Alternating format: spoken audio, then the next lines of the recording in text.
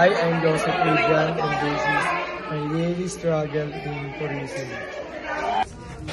Good morning guys. So makikita nyo, kakalabas ko lang ng kwarto at pumunta agad ako sa CR. Ayan, maghihilamos ako at magmumumog. Syempre, kailangan yun para di bumawa ang hininga. So ayan, so nagmotor ako papuntang school. Ayan, nakita ko ang isa kong tropa, si Gio. Tapos syempre nag-lunch kami kasama ang aking mga kaibigan. Isa sa mga daily struggle ko as a tourism student ay yung traffic tsaka yung mga baha, unexpected floods sa mga highway at ng mga dinadaanan ko. At ayun, ayan nakikita nyo. At syempre nagbanding kami ng mga tropa ko kasi umuulan, pampalipas oras.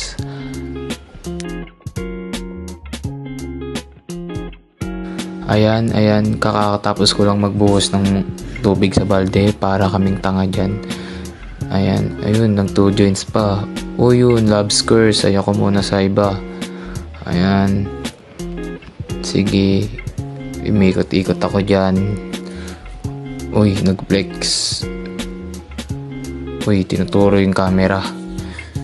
Ang alam ko, tumbling ako dyan eh, pero hindi ko nagawa yun eh.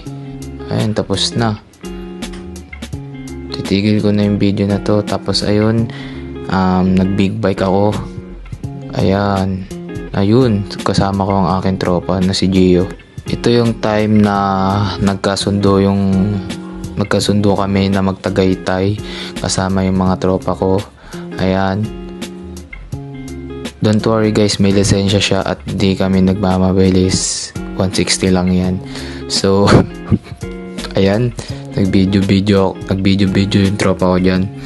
Ayan kami, so 6 kami guys, so 6 kami dyan. Yun, may sumaling di ko kilala. Ayan, uy, nag-vape, bawal yan idol. Ayan, inaasar amin si Aaron dyan. Tas ayan, kapag stress ako sa schoolwork, sa school ay nagbabasketball ako, naglalaro ako para mawala yung stress ko at pagpawisan ako kasi maganda to sa katawan. At ito naman yung time na as a tourism student, so may mga cultural events, may mga ina-attendan tayo ng mga birthdays. Tas ayan yung time na nagpalawan tour kami. Nagva-vlog kami dyan kasi gusto lang namin. Ayan, si Kurt. Ayan, para kami conductor dito sa tabi ng bus ng UE. Ayan, si Marco, lahat kami dyan. So, ito yung pasilip sa hotel namin. Ang alam ko, huling laboratory namin. So, ayun lang guys. Thank you sa panonood.